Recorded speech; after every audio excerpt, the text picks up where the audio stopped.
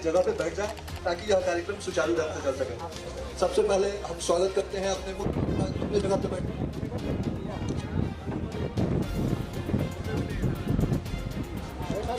कोई सवाल? बिहार भी बनता जा रहा है। देखिए, अगर बहुत आप हाइट वाले नहीं सोचेगा, कोई और इसीलिए राज्य टाइट मत होइए। आज कलकत्ता हो गया, एक नंबर। वहाँ मुंबई हो गया, चाहे दुनिया का कोई भी स्टेट, हल्का नीचे नीचे। हम वहाँ जाकर काम करते हैं तो वो आज स्टेट हो गया है और उसकी अहमियत है। हमारे बिहार में कोई फैक्ट्री नहीं है, इसलिए हमें मजबूरन अपने घर परिवार को चलाने के लिए अगर वो फैक्ट्रियाँ हमारे यहाँ होती तो इतने सारे वर्करों को पैदल चल के आने की जरूरत है।